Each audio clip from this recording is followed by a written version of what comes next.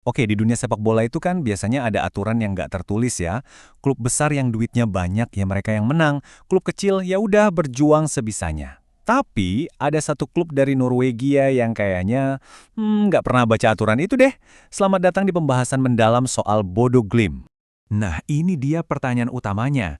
Gimana ceritanya sebuah tim dari tempat yang lebih terkenal sama Aurora Borealis ketimbang sepak bola bisa terus-terusan ngalahin nama-nama terbesar di Eropa? Ini bukan kebetulan loh. Ini adalah sebuah sistem. Oke, mari kita bedah bareng-bareng. Pertama-tama, biar kebayang skalanya. Bodo itu kota kecil banget. Stadion mereka, Asmera, itu cuma muat 8.000 orang. Jadi ini benar-benar cerita David lawan Goliat, di mana Davidnya ini datang dari tempat yang super dingin. Dan jangan salah ya, ini bukan kemenangan yang untung-untungan doang. Mereka udah pernah ngalahin Inter Milan, Manchester City, bahkan menang di Madrid lawan Atletico. Rentetan hasil ini nunjukin kalau ada sesuatu yang benar-benar spesial terjadi di sana.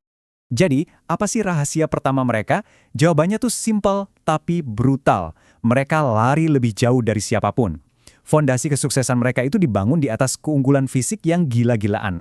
Coba dilihat angka ini. 125,6 km. Itu jarak lari rata-rata yang ditempuh seluruh tim Bodo Glimt dalam satu pertandingan Liga Champions. Gila kan? Bener-bener nggak masuk akal. Biar lebih jelas, coba kita bandingin sama rata-rata tim lain di Liga Champions. Glimt itu bukan cuma unggul, mereka ada di level yang beda banget. Mereka tuh benar-benar bikin lawan kehabisan napas. Dan ini yang keren banget. Ini tuh filosofi tim, bukan cuma satu atau dua pemain yang kerja keras. 3 pemain dengan jarak tempuh paling jauh di seluruh kompetisi. Semuanya pakai seragam kuning Bodo Glimt. Ini soal etos kerja kolektif. Tapi, kalau Anda pikir mereka cuma modal lari doang, Anda salah besar. Tenaga mereka itu dipaduin sama kecerdasan taktis yang brilian. Nah, contoh paling pas buat ini adalah pertandingan dual leg mereka lawan Inter Milan. Coba lihat deh, cuma dalam 2 pertandingan, mereka nunjukin 2 identitas yang beda total. Waktu main di kandang, mereka jadi sang seniman. Main cantik, ngepres abis-abisan, dan nyerang cepat. Pas main tandang, mereka berubah jadi sang petarung, bertahan dengan super solid dan terorganisir. Di leg pertama, permainan menyerang mereka tuh cair dan indah banget. Salah satu gol mereka bahkan digambarin kayak gini.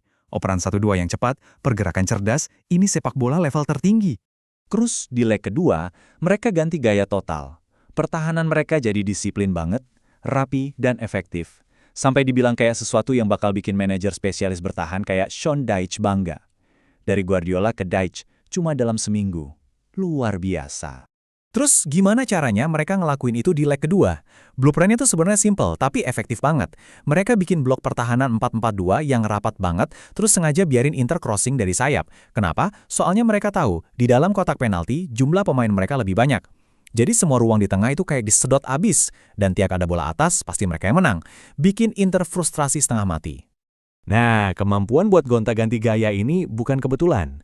Ini semua datang dari filosofi klub yang lebih dalam, sebuah sistem yang emang dibangun untuk bisa beradaptasi dan berinovasi.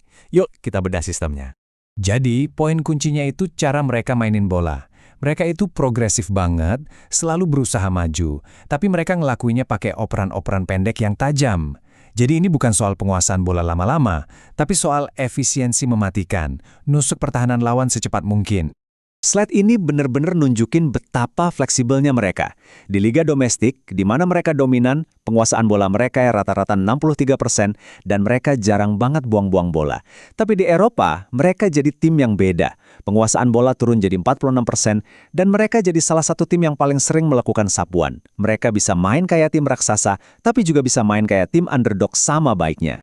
Semua ini didukung sama pilar-pilar utama klub. Mereka percaya banget sama talenta lokal Norwegia, merekrut pemain yang punya mentalitas juang, bukan cuma bakat, dan mereka itu jago banget mengubah lapangan rumput sintetis mereka jadi benteng yang ditakuti semua tim tamu. Dan ini dia, fakta yang paling bikin geleng-geleng kepala. Bodo Glimt meraih semua hasil luar biasa ini pas kompetisi Liga Norwegia lagi libur panjang. Mereka ngalahin tim-tim yang lagi di puncak kebugaran, sementara Glimt sendiri cuma latihan sama main laga persahabatan. Ini nunjukin level persiapan dan kebugaran mereka yang nggak main-main. Pertanyaan besarnya sekarang adalah seberapa jauh tim fenomenal ini bisa melangkah. Mereka punya kekuatan yang jelas banget, tapi mereka juga punya beberapa kelemahan yang cukup mencolok. Nah, inilah paradoks Bodo Glimt. Di satu sisi, mereka punya energi, taktik, dan teknik buat ngalahin siapa aja. Tapi di sisi lain, gaya main mereka yang berisiko tinggi itu artinya mereka juga sering ngasih peluang buat lawan. Buktinya, mereka belum pernah sekalipun clean sheet di Liga Champions yang nunjukin betapa terbukanya permainan mereka. Jadi, apa mereka bisa juara? Kayaknya sih enggak. Tapi bukan itu inti ceritanya. Intinya adalah mereka udah merusak tatanan yang ada dan ngebuktiin kalau dengan sistem yang tepat, semangat yang luar biasa, dan kecerdasan taktis, hal yang mustahil itu bisa jadi mungkin. Pertanyaan sebenarnya adalah, tim besar mana lagi yang bakal jadi korban mereka selanjutnya?